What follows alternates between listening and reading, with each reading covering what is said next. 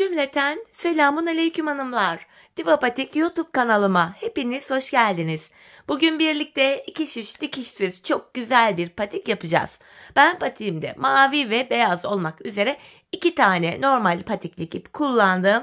Şişlerim 3 numara. Hemen modelimi de göstereceğim. İşte hanımlar, patiğimiz bu şekilde. Bulmaca patik deniyor bu tarz patiklere. Tabanımız bu şekilde. Patiğimizin topuk kısmı.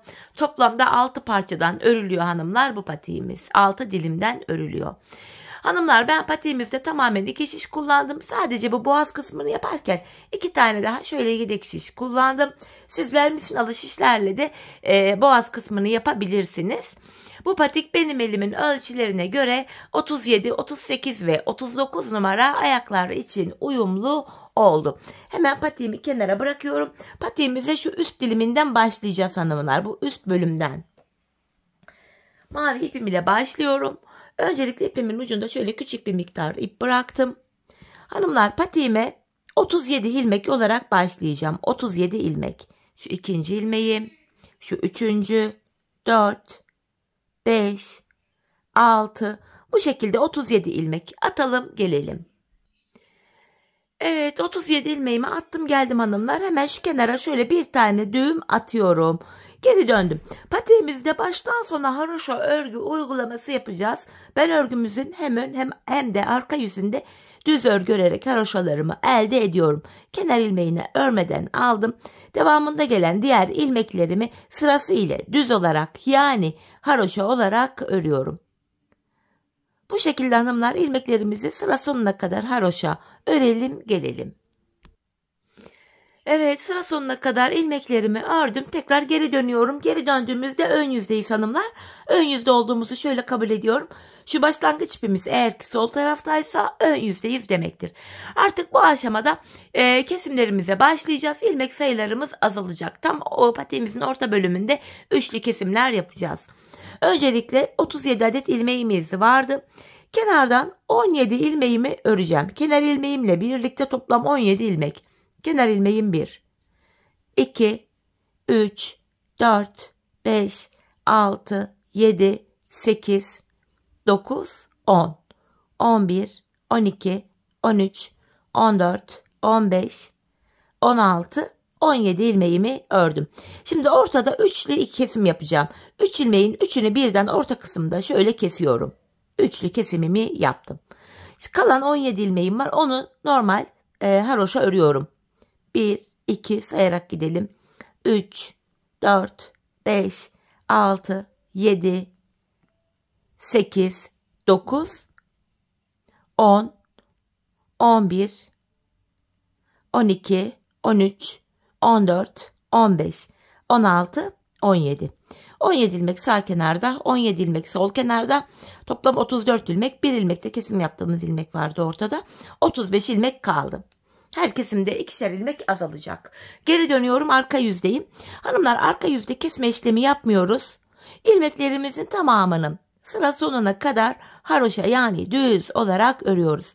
Kesme işlemini sadece ön yüzde yapacağız. Arka yüzde hepsi haroşa örülüyor. Bakın, kesim yaptığım ilmeğim burada. Bunu da yine düz, yani haroşa ördüm. Yine diğer ilmeklerimi haroşa örmeye devam ediyorum.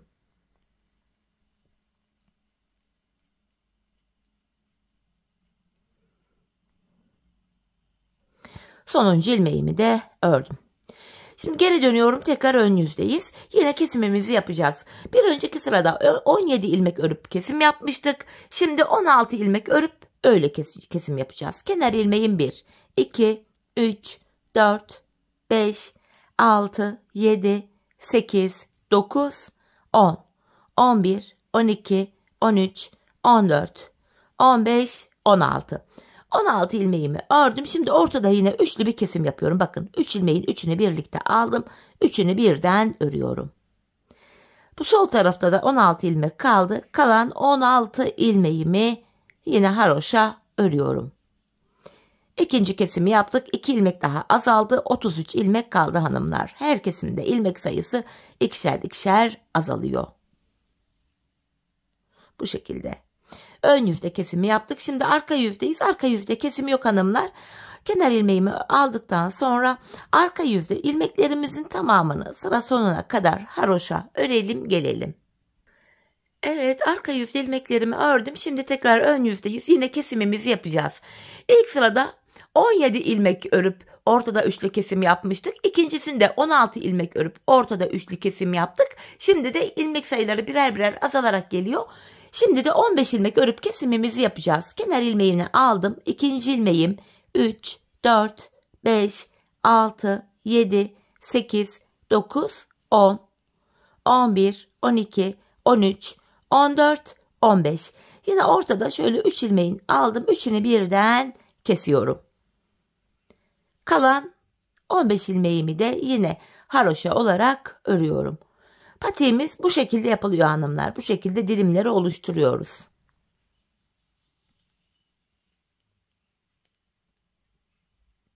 Böyle. Şimdi arka yüzdeyiz hanımlar. Arka yüzde yine ilmeklerimizi sıra sonuna kadar haroşa örelim gelelim. Evet, arka yüzde ilmeklerimizi ördüm. Tekrar ön yüzdeyiz. Şimdi de hanımlar bir önceki sırada 15 ilmek örüp ortada üçlü kesim yapmıştık. Şimdi 14 ilmek öreceğiz. Ortada üçlü kesim yapacağız. Arka yüzde yine ilmeklerimizi haroşa öreceğiz. Ardından ön yüzde bu defa 13 ilmek örüp ortada üçlü kesim yapacağız. Her kesimde ilmek sayısı birer birer azalıyor. 13, 12, 11, 10, 9, 8 diye bu şekilde ilmeklerimiz örülüp kesilecek, orta kısımda üçlü kesim yapılacak. Hanımlar, biz bu kesme işlemine şişimizde, bakın şu şişimizde her sırada her kesimde ilmek sayısı ikişer ikişer azalıyor. Şişimizde 3 ilmek kalana kadar kesimlerimize devam edeceğiz. Şimdi hep birlikte şişimizde 3 ilmek kalana kadar kesimlerimizi sizlere anlattığım gibi kenarlarda birer ilmek azaltarak yapalım gelelim hanımlar. Sonrasında buluşalım, birlikte devam edeceğiz. Evet hanımlar, patiğimin bu üst parçasını ördüm. Burada son 5 ilmek kalana kadar ördüm. Son kesimi birlikte yapmak istedim sizlerle. Yine kenar ilmeğini aldıktan sonra hanımlar 5 ilmek kaldı, son 5 ilmek. Ortadaki 3 ilmeğin 3'ünü birden kesiyorum. Sonuncu ilmeğimi ördüm. Bakın 3 ilmeğimiz kaldı. Şimdi geri dönüyorum. Arka yüzdeyim. Kenar ilmeğini aldıktan sonra yanındaki 2 ilmeği de düz örüyorum. Böylece hanımlar 3 ilmek kalana kadar kesimimizi yapmış olduk. Bakın ilk dilimimiz oluştu. Şimdi bu 3 ilmeğin 3'ünü birden toplayacağım. Şöyle tığ yardımıyla bakın 3'ünü birden topluyorum. Şuraya 2 tane zincir çektim. İpimi kesiyorum. Patiğimizin hanımlar ilk parçasını bitirdik. Bu parça hanımlar bizim patiğimizin şu üst parçası oluyor. Üst bölümü oluyor. Şu ipin olduğu bölüm patiğimizin şu bilek tarafına denk gelecek. Bu ilk parçamız karışmasın diye ön yüzde şöyle bakın. Patiğimizin bu ön yüzü. Şuraya bir iğne takıyorum, ön yüzümüz belli olsun diye. Şöyle. Buraya bir ip falan da takabilirsiniz hanımlar. Patiğimizin ön yüzü. Şimdi patiğimizde birinci dilimi bitirdik. Şu tabandaki ikinci dilimi yapacağız hanımlar. İkinci dilime de şuradan başlayacağız. Bakın hemen şu bölümden başlangıç ipimiz buradaydı. Şöyle başlangıç ipimiz şurada kalan, solda kalan. Hemen ipimi şuna düğümleyeceğim. Yine mavi ipimi. Bu şekilde. Şimdi yapacağımız işlem şu hanımlar. Bu kenar ilmek yerlerine girerek ilmekler çıkaracağız. Bakın ilk ilmeğimi, ipimin geldiği nokta şurası. Orası biraz sık olduğu için tığ yardımıyla ilmeğimi çıkarayım. İlk ilmeğimi buradan çıkartıyorum. Sırasıyla bakın kenar ilmek yerlerine girerek ilmekler çıkaracağız. Bakın şu ikinci ilmeğim, şu ilk ilmeğimde. Kenar ilmek yerlerine ilmeğin iki kanadına birden girerek ilmeğimizi çıkaracağız. Düğümden dolayı zor ilmek çıkarttım buradan. Şöyle. Evet. Şu ikinci ilmeğim. Devam ediyorum. Şu üçüncü ilmeğim. Bakın kenar ilmek yerine ilmeğin iki kanadına birden girerek ilmek çıkartıyoruz. Bu şekilde sırasıyla ilmeklerimizi çıkaracağız.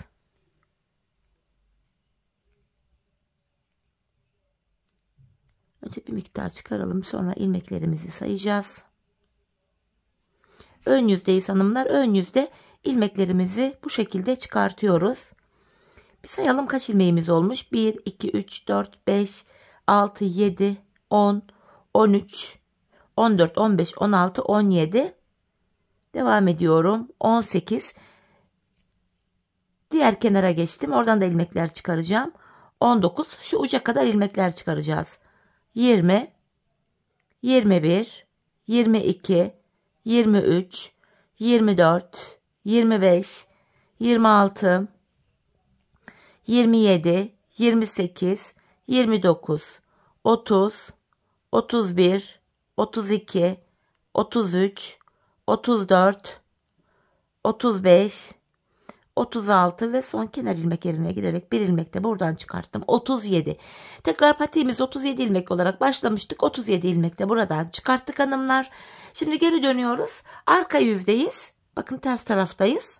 Ön yüz işaretinin olduğu yer. Bu aşamada kenar ilmeğini örmeden alıyorum. İlmeklerimizin tamamını hanımlar, 37 ilmeğimizin tamamını yine sıra sonuna kadar haroşa örelim gelelim. Evet, sıra sonuna kadar ilmeklerimi ördüm. Şimdi ön yüzdeyiz. Hanımlar, ilk modelimizi yaparken 37 ilmek başlamıştık. 17 ilmek örüp üçlü kesim yapmıştık. Bir sonraki sırada 16 ilmek örüp üçlü kesim yapmıştık. Aynı işlemi burada da yapacağız. Bakın, kenar ilmeğim 1, 2, 3, 4, 5, 6, 7, 8, 9, 10, 11, 12, 13, 14, 15, 16, 17. 17 ilmek ördüm. Ortada bakın üçlü kesim yapıyorum. Yine ilk parçayı yaptığımız gibi ikinci parçamızı da yapıyoruz. İkinci dilimi. Ortada üçlü kesim yaptım. Şimdi sol tarafta kalan 17 ilmeğimi de yine haroşa olarak örüyorum. İlk dilimde yaptığımız işlemin aynısını ikinci dilimde de yapacağız hanımlar. Bu şekilde. Ön yüzde ilk kesimimizi yaptık. Bu şekilde bakın ön yüzdeyiz. Şimdi arka yüzde ilmeklerin tamamını hanımlar sıra sonuna kadar haroşa öreceğiz. Ön yüzde bu defa 16 ilmek örüp ortada üçlü kesim yapacağız. Tekrar arka yüzde ilmekleri ördükten sonra ön yüzde bu defa 15 ilmek örüp üçlü kesim yapacağız. Her seferinde kenarlardaki ilmek sayıları birer birer azalacak. Yine patiğimizin bu üst bölümünde olduğu gibi, ilk diliminde olduğu gibi şişimizde 3 ilmek kalana kadar kesimler yapacağız hanımlar. Şimdi bu bölümde de 3 ilmek kalana kadar kesimlerimizi yapalım gelelim. Evet hanımlar, ikinci dilimimizi de ördüm geldim. Bakın burada son 3 ilmeğim kaldı. İlk dilimde olduğu gibi bu 3 ilmeğin 3'ünü birden keseceğim. İkinci dilimi de bitirdik. Hemen şuraya şöyle 2 tane zincirimi çekip ipimi kesiyorum. İkinci dilimi tamamladık hanımlar. Şimdi üçüncü dilimi yapacağız. Bakın patiğimizin ön bölümü şurasıydı, işaretli yer. Bu defa yan taraflarını üçüncü dilim beyaz ipimiz ile yapacağız. Beyaz ipimle hanımlar bakın şu ilk dilimin tepesinden, yani şuradan başlayarak bakın en tepe noktasına girerek şöyle ilmeğin iki kanadına birden girerek şöyle beyaz ipimizle ilmek çıkartmaya başlıyorum. Şöyle şu ilk ilmeğim, şu şöyle ikinci ilmeğim, hemen ikinci ilmekten sonra beyaz ipimin ucunu kendine düğümleyeceğim şuraya. Bu şekilde hanımlar ilmeğin iki kanadına birden girerek bu bölümden ilmekler çıkaracağız. Şu dördüncü ilmeğimiz, 5, 6. Bu şekilde hanımlar buradan bakın şu diğer uca kadar bakın. Buradan şu diğer uca kadar yine ilk birinci ve ikinci dilimde olduğu gibi 37 adet ilmeğimizi çıkaralım gelelim. Evet, diğer uca kadar bu şekilde 37 adet ilmeğimi çıkarttım hanımlar. Şimdi tekrar geri dönüyorum. Arka yüzdeyiz. Yine arka yüzde kenar ilmeğini aldıktan sonra diğer ilmeklerimi sıra sonuna kadar yine haroşa öreceğim. Bu şekilde ilmeklerin tamamını haroşa örelim gelelim. Evet, sıra sonuna kadar ilmeklerimi ördüm hanımlar. Şimdi tekrar ön yüzdeyiz. İlk iki dilimde olduğu gibi kesimlere devam edeceğiz. Öncelikle 17 ilmeğimi öreceğim. Kenar ilmeğim 1, 2, 3, 4, 5, 6, 7, 8, 9, 10, 11, 12, 13, 14, 15, 16, 17 ilmekten sonra tam şu ortada üçlü bir kesim yapıyorum. 3 ilmeği birden ördüm. Kalan 17 ilmeğimizi de örüyorum. Yine sayarak gidelim. 2 oldu. 3, 4, 5, 6, 7, 8, 9, 10, 11, 12, 13, 14, 15, 16, 17. Bu şekilde ön yüzde ilk kesimimizi yaptık. Arka yüzde ilmeklerin tamamını kesim yapmadan haroşa öreceğiz. Ön yüzde bu defa 16 ilmek örüp kesim yapacağız. Sonraki sırada 15 örüp kesim yapacağız. Ta ki şişimizde 3 ilmek kalana kadar yine kesimimizi yapacağız. İlk 2 dilimi nasıl yaptıysak yandaki 3. dilim de aynı şekilde örülecek. Burada yine 3 ilmek kalana kadar dilimimizi tamamlayalım, gelelim. Evet hanımlar, patiğimin 3. dilimini de tamamladım. Burada son 3 ilmeğim kaldı. Buradaki 3 ilmeğimin 3'ünü birden topluyorum. Ve buraya da şöyle 2 tane zincir çekip ipimi kesiyorum. 3. dilimimiz de hanımlar burada bitti. Şimdi 4. dilimi yapacağız. Bakın patiğimizin üst bölümü buradaydı. Bu sol kenardaki dilimini yaptık. Şimdi sağ kenardakini yapacağız. Bakın şöyle açıyorum. Sağ kenarında buradan buraya ilmekler çıkaracağız hanımlar. Şu bölümden diğer uca kadar. Buraya kadar. Yine orada da beyaz ipimizi kullanacağız sağ kenarda. Burada da hanımlar hemen şu tepedeki kenar ilmek yerine girerek, şuraya girerek ilk ilmeğimi çıkaracağım. Bu şekilde sırasıyla kenar ilmek yerlerine girerek ilmeğimizi çıkarıyoruz. Hemen beyaz ipimin ucunu şurada kendine düğümledim. Bakın kenar ilmek yerine ilmeğin iki kanadına birden girdim. Şuradaki ipuçlarını da gizleyerek götürüyorum. Şöyle ilmek çıkarıyoruz hanımlar. Şöyle. Bu şekilde. Bakın burada 7 ilmeğim oldu. Buradan hanımlar diğer şu beyazlı olan yere kadar, yani şurada mavi kenar ilmek yerine kadar yine 37 adet ilmeğimizi çıkaralım, gelelim. Evet, diğer uca kadar 37 adet ilmeğimizi çıkarttım. Şimdi yine geri dönüyorum. Arka yüzde 37 ilmeğimizin tamamını normal haroşa olarak örüyoruz. Sıra sonuna kadar ilmeklerimizi örüp gelelim. Sıra sonuna kadar ilmeklerimi ördüm hanımlar. Ön yüzdeyiz. İlk 3 dilimde yaptığımız işlemin aynısını yapacağız hanımlar.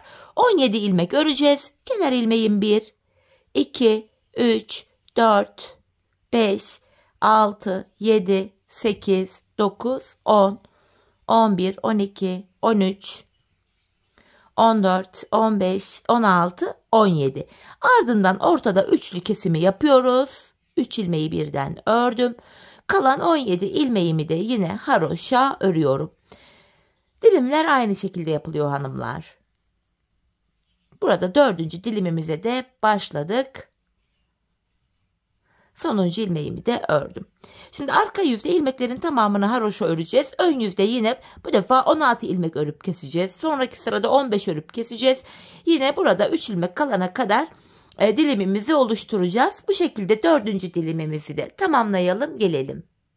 Evet hanımlar, 4. dilimimi de yaptım. Bakın burada da son 3 ilmeğim kaldı. Buradaki 3 ilmeğimi de yine kesiyorum. Üçünü birden şöyle topladım. Tekrar şuraya 2 tane zincirimi atıyorum ve ipimi kesiyorum. Artık beyaz ile olan bölümleri bitirdik hanımlar. Mavi ipimize geçeceğiz. Bakın işaretli bölüm patiğimizin ön bölümüydü. Şimdi 5. dilimi yapacağız. 5. dilimde şu alt bölüme gelen, bakın üst bölüm değil, şu alta gelen yerden şuralardan ilmekler çıkaracağız. Öncelikle yine mavi ipimi alıyorum. İlmeğimi çıkartmaya yine hemen şu kenardan başlayacağım hanımlar. Şu kenardan başlıyorum, bakın. Beyaz bölümlerden ilmekler çıkaracağız. Şuraya hemen 2 ilmek çıkardıktan sonra yine mavi ipimin ucunu kendine düğümleyeceğim. Bu şekilde ilmek çıkartmaya devam edeceğiz. Şöyle iplerimizin ucunu yürüterek gidelim, gizlensin arkada. Bu şekilde 3 ilmek oldu. Şu 4. ilmeğimiz. Şu 5, 6. Bu şekilde hanımlar bu uçtan şu beyazlı bölümü yapacağız. Sonra diğer beyaz uca kadar. Bu uçtan şu uca kadar yine 37 adet ilmeğimizi çıkarıp gelelim. Evet hanımlar, bu şekilde diğer uca kadar 37 ilmeğimizi çıkarttık. Yine dilimimizi yapacağız hanımlar. Kenar ilmeğini aldıktan sonra arka yüzde ilmeklerin tamamını haroşa örüp gelelim. Evet hanımlar, ilmeklerin tamamını haroşa ördüm. Tekrar ön yüzdeyiz. İlk 4 dilimde yaptığımız işlemin aynısını yapacağız. 17 ilmek örüp ortada üçlü kesim yapacağız. Sol taraftaki 17'yi öreceğiz. Arka yüzde yine ilmeklerin tamamını haroşa öreceğiz. Bu defa ön yüzde 16 ilmek örüp kesim yapacağız. Sonraki sırada 15, 14 diye devam edecek. Diğer ilk 4 parçada son 3 ilmek kalana kadar kesim yapmıştık. Bu aşamada hanımlar şişimizde 9 ilmek kalana kadar kesim yapacağız. Çünkü patiğin topuk bölümüne denk gelecek bu 5. dilimimiz. Şişimizde 9 ilmek kalana kadar dilimimizi örelim gelelim. Evet hanımlar, 5. dilimimi şişimde 9 ilmek kalana kadar ördüm geldim. Bakın burada 1, 2, 3, 4, 5, 6, 7, 8 ve 9 ilmeğim var. Şimdi 6. dilime şöyle başlayacağız hanımlar. Yine mavi ipimiz ile öreceğiz. İpimi şöyle geçirerek şu tarafa bakın. İlk mavi kenar ilmek yerine girerek artık mavi dilimimiz 6. dilimimiz için buradan ilmek çıkaracağız. Hemen ön yüzde bakın. Mavi ilk kenar ilmek yerine girerek ilk ilmeğimi buradan çıkarıyorum. Bu şekilde 6. dilimin ilmeklerini buradan çıkaracağız hanımlar. Arka bölümüne geçtik artık patiğimizin. Bu ilk bölümde şöyle tığımdan yardım alarak ilmeğimi çıkarttım. Şu 2. ilmeğim. Şu ipi biraz arkadaki serbest bırakalım hanımlar. İpi gizleyerek götüreceğiz çünkü burada. Şu 3. ilmeğim. Bakın bu ipin bir altından bir üstünden girerek ilmek çıkarınca ip arkada gizleniyor. Şu 5. ilmeğim. 6. Yine ipin altından girerek ilmek çıkartıyorum. 7. 8. 9. 10. 11. 12. 13 ve bir ilmek daha çıkarıyorum kenardan 14. 14 ilmek buradan çıkarttım. Şişimdeki 9 ilmeğimi öreceğim.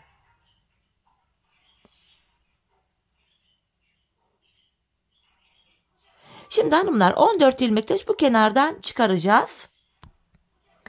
Hemen öndeki kenar ilmek yerine girerek bakın şu 1. ilmeğim. 2, 3, 4, 5, 6, 7, 8, 9, 10, 11, 12, 13, 14. 6. bölüm için ilmekleri çıkarttık. 14 ilmek bu kenardan, 14 ilmek de diğer kenardan çıkarttık. 28 ilmek oldu. 9 ilmek de orta kısımda vardı. Şişimizde böylece yeniden 37 ilmeğimiz oldu. 37 ilmekle 6. ve sonuncu dilimi yapacağız. Yani patiğimizin tam olarak şu arka bölümünü. Arka yüzde hanımlar ilmeklerimizin tamamını yine haroşa olarak öreceğiz. Kenar ilmeğinden sonra devamında gelen diğer ilmeklerimizi haroşa örelim gelelim. Evet, ilmeklerimi ördüm, geri dönüyorum. Şimdi yine ön yüzdeyiz. Aynı şekilde dilimimizi yapacağız hanımlar. 17 ilmek öreceğiz. Ortada üçlü kesim yapacağız. Kalan 17'yi öreceğiz. Arka yüzde kesim yapmadan ilmekleri haroşa öreceğiz. Sonrasında 16 ilmek örüp kesim yapacağız. 15 öreceğiz, keseceğiz. 14, 13 diye devam edecek. Yine bu aşamada şişimizde 9 adet ilmeğimiz kalana kadar kesimleri yapacağız hanımlar. Dilimi oluşturacağız. Şişimizde yine 5. dilimimizde olduğu gibi burada 9 ilmek kalana kadar arka bölümü tamamlayalım gelelim. Evet hanımlar, en son burada 9 ilmeğim kalana kadar kesimimi yaptım. En son ön yüzde kesim yapmıştım. Arka yüze dönüp de ilmeklerimi haroşa örmedim. Ön yüzde hanımlar, hemen şu sıradaki kenar ilmek yerlerinden patiğimizin kenarlarını yapacağız. İlmekler çıkaracağım. Yedek şişlerimi de yanıma aldım. Bu sırada videonun başında dediğim gibi yedek şiş kullanacaktım. Yedek şişlerimi aldım. Sırasıyla kenar ilmek yerlerine girerek bu şekilde ilmekler çıkaracağım. Patiğimin çevresinde böyle dolanacağım. Çünkü patiğimizin şu boğaz kısmını öreceğiz hanımlar. Şöyle sırasıyla buralara girerek ilmekler çıkarıyorum.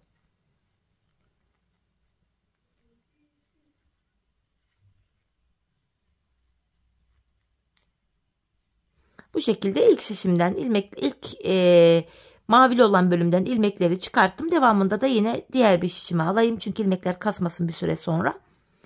Yine buralarda da beyaz olan bölümlere geldim.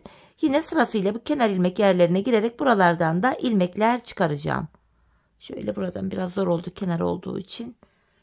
Hemen ilmeğimi şöyle ilk ilmeğimi tığ yardımıyla çıkarttım. Sırasıyla yine beyaz kenar ilmek yerlerine girerek de böyle ilmekler çıkarıyorum. Bu şekilde patiğimizin çevresini dolanıyoruz hanımlar. Bu bölümden, bu beyaz olan yerden sonra diğer tarafa geçeceğiz. Diğer beyaz olan yerden ve şu mavili olan yerlerden toplam buraya kadar hanımlar, bu şişimize kadar ilmeklerimizi çıkaralım gelelim. Evet hanımlar, 3 şişime böyle patiğimin çevresinden sırasıyla kenar ilmek yerlerine girerek ilmekler çıkarttım. Bu bölümde haroşayı hep aynı yönde öreceğimiz için yapacağımız işlem şu. İlk sırada ilmek çıkartmıştık. Bu sıramızda hanımlar bu çıkarttığımız ilmeklerimizi ters olarak öreceğiz. Hep aynı yönde haroşayı örerken bir sıra düz bir sıra ters örüyoruz. Önceki sırada düzden ilmekler çıkartmıştık. Şimdi ilmeklerimizi ters olarak örüyoruz. Haroşa düşüyor bu şekilde. Şöyle göstereyim hanımlar. Bakın ön yüze bu şekilde haroşa düşüyor. Bu başlangıç yerine kadar, bu ilk başladığımız yere kadar, yani şuraya kadar yine ilmeklerimizi ters örelim gelelim. Evet hanımlar, ilk başladığım yere kadar bu şekilde ilmeklerimi ters ördüm. Şimdi bir sıra düz öreceğim. Bir diş haroşamız oluştu. Bir sıra düz öreceğiz hanımlar ilmeklerimizi, bir sıra ters. Şimdi ilmeklerimi düz örüyorum. Bu şekilde ilk başlangıç yerine kadar ilmekleri düz öreceğim. Sonraki sıra ters öreceğim. Böylece burada 2 diş haroşamız olacak. Bu şekilde hanımlar patiğimizin çevresine haroşalarımızdan 5 diş haroşa olana kadar devam edeceğiz. 5 diş haroşa olması lazım. 1, 2, 3, 4, 5. Bu kenarımızda 5 diş haroşamız olana kadar hanımlar patiğimizin çevresinde bir sıra düz bir sıra ters olacak şekilde örelim gelelim. Evet hanımlar, patiğimin boğaz kısmını ördüm geldim. Burada gördüğünüz üzere 5 diş haroşam oluştu. Şimdi ilmeklerimizi keseceğiz. Artık şuraya ön yüzü belli etsin diye taktığım aparatı geri çıkartıyorum. İlmeklerimizi keseceğiz hanımlar. İkişer ikişer toplayarak kesim işlemini yapacağız. Hemen bu şekilde ilmeklerimizi kesiyoruz. İkişer ikişer toplayarak kesme işlemini bu şekilde yapıyorum. Dileyen hanımlar tığ ile de kesim yapabilir. Artık hangisi kolayınıza gidiyorsa tığ ile de yine aynı şekilde böyle ilmekleri alıyorsunuz. İkişer ikişer toplayarak kesimi yapıyorsunuz. Bu şekilde. Hanımlar, bu şişlerimizdeki ilmeklerimizi böyle sırasıyla tamamını keselim gelelim. Evet hanımlar, ilmeklerin tamamını kestim geldim. Şu kenarda bakın ayrık bir görüntü olmasın diye en son şu kenar ilmek yerine girerek tekrar bir ilmek çıkarıyorum. Bunu diğer ilmeğimin içinden geçirdim burayı düzlemek için. En son 2 tane de zincirimi çekip artık ipimi kesiyorum. Patiğimizi tamamladık. Hemen ipimizin ucunu gizleyeceğim. Sonra patiğimize bakalım. Bu şekilde ipimin ucunu gizliyorum. Evet hanımlar, patiğimizi tamamladık. Görüntü itibariyle patiğimiz bu. Şöyle çevireyim hanımlar. Bakın görüntümüz böyle. Hemen makineye giydireceğim. Patiğimizi bir de ayağımızda görelim. Çok güzel bir patik oldu hanımlar. Çok kolay da bir modeldi. Tamamen haroşa örgüden oluşan. Ben çok beğenerek, çok severek yaptım patiğimi. Umarım sizler de patiğinizi benimle birlikte beğenerek, severek yaparsınız. İşte patiğimizin ayaktaki hali de bu şekilde gördüğünüz gibi. Şöyle yandan duruşu, patiğimizin diğer yanı, tabanımız, topuk kısmı, model bu. Evet hanımlar, yine birlikte güzel bir modelin daha sonuna geldik. Umarım sizlere faydalı, hoş bir video olmuştur. Yeni modellerde, yeni videolarda buluşmak dileğiyle. Şimdilik hoşça kalın, sağlıcakla kalın.